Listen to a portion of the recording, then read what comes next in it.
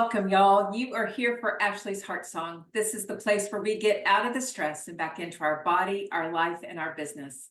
Because when we tap into the song of our heart, that's when we master the stress and the energy that has stolen our life. Y'all, welcome, welcome, welcome. I'm so happy that you're here for this episode where we are going to dive into some daily habits. Our habits can either make us or break us. And what are your habits doing for you? This episode is titled Embracing Vitality. It's about aligning the habits with the body wisdom. B.K.S. Inger says that it is through the alignment of the body that I discovered the alignment of my mind, myself, and intelligence. Through my 35, 40 plus years of being in this business around health and vitality, one thing that I have found for certain is that when we tap into the physical body, our body's innate wisdom, we have more of an opportunity to transform. So many people are wanting to transform their body, become smaller versions of themselves, finally lose the weight forever. And yet it seems as though they are tapping into things that are outside of themselves for that wisdom for the journey ahead, instead of tuning in to their own body's physiology. So today's episode is about that. It's about us listening to our physical body. How is the physiology, how is our body made, and how does that physiology operate, and what does it need in order for us to stay in alignment with it so that we actually achieve the results that we would desire? Would love to get and receive and to have for the rest of our lives, instead of being on that cycle, the dieting cycle of emotions and gaining weight back, losing the weight, and it's miserable. Y'all, I remember when I was in this place of body hate. And I had always been in my body. I was a gymnast, a trackster, cheerleader. I loved the physical body and how it moved and how it operated.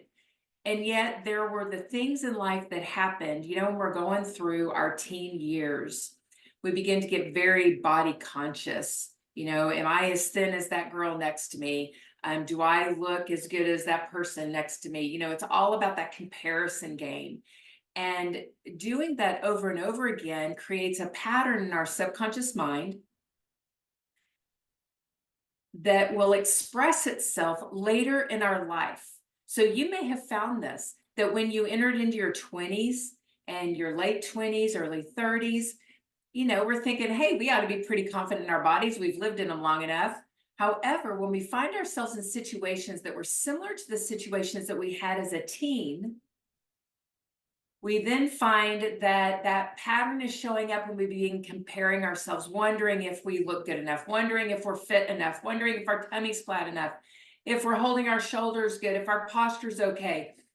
Our thighs, are they touching or are they not touching? Are our hips rounded or are they square? I mean, we begin to get all inside of these details that steal our life. And yet we put up with it over and over again by going on a diet, going on a restrictive program, going on a fast for 7 days on end. We do and try all of these things, over exercising, in order to be able to feel better about our physical body. When in all actuality, if we would just leave it alone and let it do what it does and follow the innate wisdom of the body, we would be so much healthier. What creates the hiccup for most people? What creates the war inside for most people is all created by the mind, by the brain, by the ego mind that is all around looking at the external world and how we compare to it, instead of tuning into our hearts and who are we really, who and whose are we really? and tapping into that and living from that, listening into the innate wisdom of the body, we would be so happy and joy filled to be in the body. And we would nourish the body for the life mission that the body is on. The body is the vehicle for the soul and the spirit, right? The soul is the earthly aspect of you that is ever evolving and growing and expanding while on planet Earth. And the spirit of us is here to guide us, to show us, look, you have this gift. Utilize this gift. It's a blessing, and live your life according to that. So when we follow that innate wisdom within us, we can truly live a life of freedom in a body that we love. So before we get started rolling on this topic even deeper, I do want you to check in with the physical form of you. Where is your energy score, your vitality score, according to your physical body today? Where are you standing at? Are you at a 10 where you are knocking it out of the park? Your body feels fit, you feel energy, you feel light, or do you feel like you're dragging? Since you got out of bed this morning, you feel you're dragging. That's going to be scoring closer to a 1.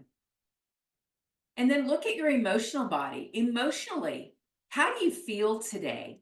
Are you emotionally elevated? Do you feel emotionally balanced, closer to a 10? Or are you feeling really out of balance emotionally? You're really quite moody. Are you around a 1 to 2 to 3? Write down your score. How about your mental body? Where are you mentally today? Mentally, are you sharp? Are you clear? Are you on point? That's closer to a 10. Or do you feel like you're foggy thinking? You can't quite get your thoughts together. That's closer to a 1. And then we have our spiritual body. Spiritually, do you feel connected, aligned? That's closer to a 10. Closer to a 1 is if you feel disconnected. Write your score down. Add those up. 40 is the high score. You know how this works if you've been watching for a while. And if you're new, then 40 is your high score. And if you are in the 30s, you're on track. Keep doing what you're doing and look at those areas. All of you, no matter what you scored, look at the areas where you had a low score. And ask yourself, what is it that's keeping that score from being a 10? What am I doing that is not working in my favor? And that's what we're going to talk about today, is what are those things that we're doing that are no longer working in our favor?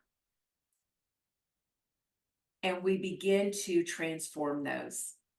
We begin to empower ourselves in those areas so that our score gets higher and we begin feeling vibrant and healthy. So let's look at our daily habits. What habits are no longer working for you? What's no longer working for you? What are you doing? Just pause for a second. Think, ask yourself that question. What am I doing that is no longer serving me? Is it the timing of your eating? Are you overeating at night? Are you eating late at night? Do you overeat at most meals? Are you finding yourself snacking when you're not hungry? Do you find that you're not drinking enough water? Maybe you find you're sleeping in more than you feel you should be. Maybe you're going to bed late at night. Maybe you find yourself watching too much TV instead of getting up and being active. Maybe you find yourself listening and reading things that are not lifting you up. There are daily habits, daily processes that we do automatically without thought because we've been doing them for so long. So if you wake up and the first thing you do is look at your phone, that may not be something that you're wanting to do, but you may find that you're doing it more and more because it's become a pattern. And when things become a pattern of operation, we do them without thought.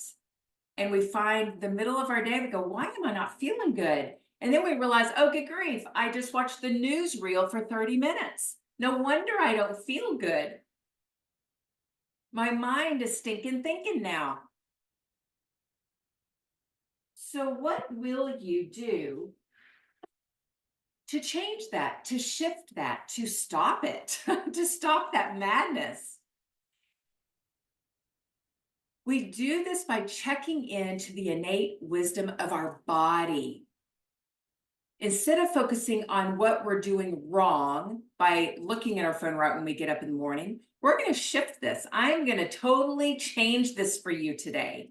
Because instead of me saying, don't ever look at your phone first thing in the morning again, if I did that, then what would you do? You'd only be focusing on, oh, I can't look at my phone first thing in the morning. I got to find something else to do.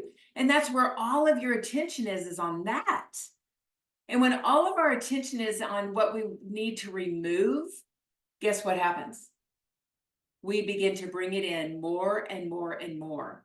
So we want to focus on applying principles that are in alignment with the physiology of us, with the heart of us, with the soul aspect of us. So I'm going to give you a couple of examples. We're going to walk through a couple of things so that you can get an idea of what I'm talking about here.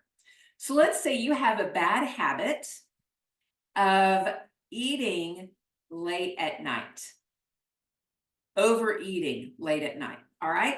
So instead of focusing on the overeating late at night, if we do that, it's going to create stress and tension around your evening because it's like, oh my gosh, I can't eat at night. I can't eat after 7.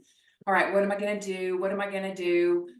I need to have chewing gum, or I need to have a lot of water on hand, or some lemon water, or maybe that drink that I heard so much about that it curbs cravings. We always think that it's a craving that we have to be rid of, that we need to take something in order to get rid of that aspect of us. But no. That's not what it's about. Number one, that one habit of overeating late at night, or whatever your habit could be, is just information. It's information for you. It's information for you to discover the reason behind that. And in my coaching practice, that's what we do. We go into discovering what is the reason behind that action. You're not bad for it. It's not no, or shame. It's none of that. It's about, wow, that's given us some really good information. There's something going on in the evening time that's triggering that. What is it? It's typically a thought pattern, and an emotion that attaches to it. But instead of getting all inside of that, what you've got to delete at night, how about this? How about focusing on a principle that is in alignment with the physiology of your body, that is all around the timing of eating? This is called circadian rhythm. This is our eat, sleep, and wake cycle. So when I'm working with someone on the eating late at night, I work with them on the timing of eating. So we get them rolling on eating in accordance with the alignment of the sun and the sky with their body and the gravitational pull on that. We begin working with that, and they begin to find themselves no longer wanting to eat late at night because they're satisfied. And then when we work with that emotional component behind it, oh my gosh, vitality soars through the roof. So that's one example. So as you can see from that one example, we want to shift the attention to what is going to work for us instead of what's working against us. So another thing that we can do with this is we can shift our attention to what we would love more of around health and vitality versus what we want less of, which is the bad habit. So in this example of circadian rhythm of eating, what I would do is have that person imagine how they will feel the next morning upon waking when they didn't overeat late at night. Imagine, how would you feel? Would you feel a lightness of being? And I get them to describe it to me. So how would you feel If you didn't eat late at night, how would you feel when you woke up in the morning, not having had that food so heavy on your tummy before you go to bed? You would feel light and free and clear, balanced. And you get all inside that feeling and you realize that you want that more than you want to eat late at night. So when we do the comparison with what we would love, it begins to be a process that is so much easier to maneuver and to transform than if we're only focusing on the bad habit. So you want to think of, how would life be different for me if I didn't overeat it late at night? Or how would I feel differently if I didn't overeat late at night? Those are two great questions to ask yourself according to any habit, so that you can find out what the feeling is that you really want, and you'll realize that that feeling far outweighs the habit that you had in process.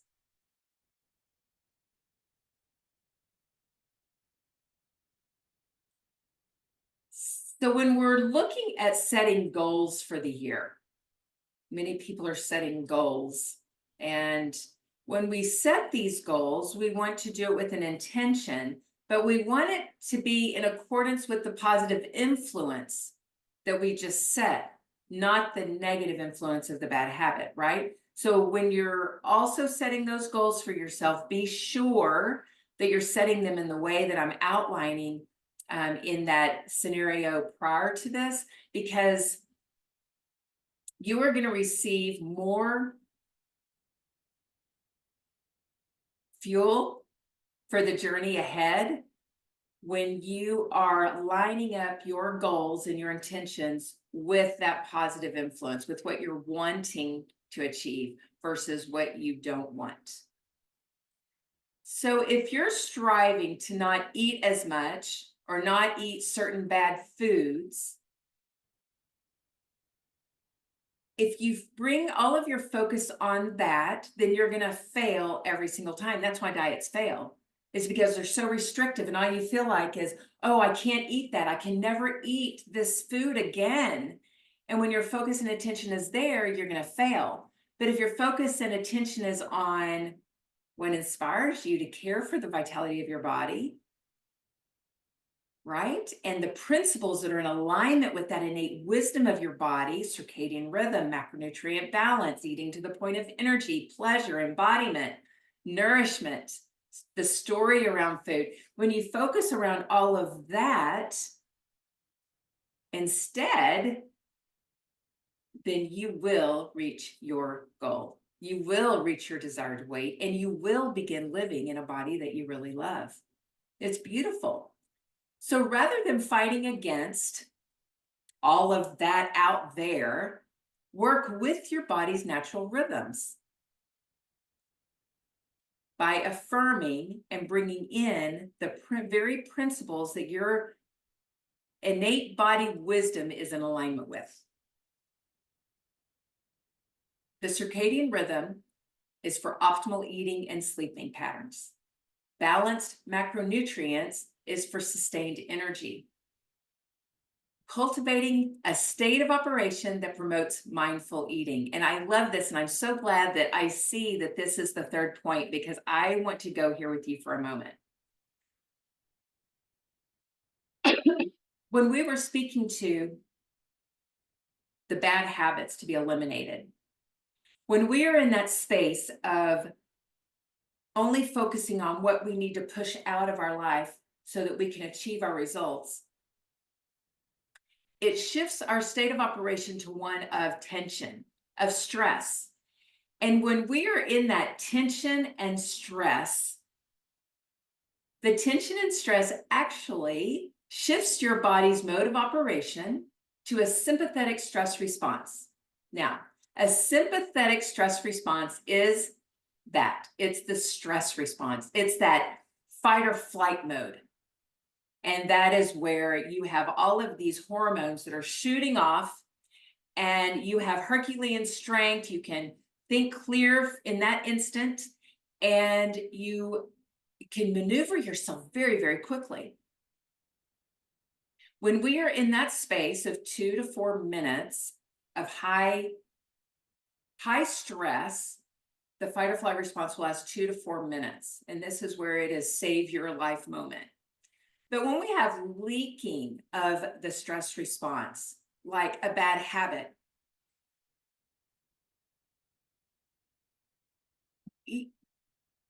eating late at night and then feeling guilty over it, that's one of those spurts of a stress response. And it just very slowly leaks out. The more and more you think about, oh my gosh, why did I do that? Ugh. And you just feel bad and feel shame around it. That stress response goes on for a long period of time at a very low level. So you're getting out all of these stress chemistry is shooting all over your body. What does that do? Bathes your brain in cortisol and brings about your inability to think clearly and your inability to remember detail. It also creates increased fat on your body. So your body is using muscle for energy and stores fat. We don't want that. That's why working with the bad habit does not work in your favor, because if you're on a program where you want to finally lose the weight and feel good in your own skin, then you're not going to feel good in your own skin when you're left with only adipose tissue and no lean tissue, right? However, if we shift our mode of operation, if we cultivate a peaceful state of operation and work with the principles that are in alignment with our body's wisdom, and we work inside the life of that, that is where we are in a parasympathetic state of operation, which is a relaxed. It's called rest and digest. This is when our body digests fully. And in that mode, you mobilize fat for energy and hold on to lean tissue. So your journey to creating healthy habits by cultivating a state of operation that works in your favor will actually leave you healthy and lean, fit and lean, vibrant in your health. So as you are lining up what you would love to shift and change in your life, say goodbye to the restriction. Say goodbye to whatever you're going to do, whether it is lose weight, whether it is growing your business, no matter what your goal is, your aim is, say goodbye to the restriction that is around it, to those bad habits around that area of your life that you want to get rid of. Just turn away from those and get into alignment. Get into alignment with your body's innate wisdom and the principles that work with that. I shared a few here with you on the show. And remember, this is your tip for this week. It's not about what you're cutting out. It's about what you're inviting in. What are you going to invite in? What will you invite in that will transform everything for you? Thank you so much, y'all, for joining me for today on Ashley's Heart Song. Join me again next week as we continue to armor up our lives. See you soon.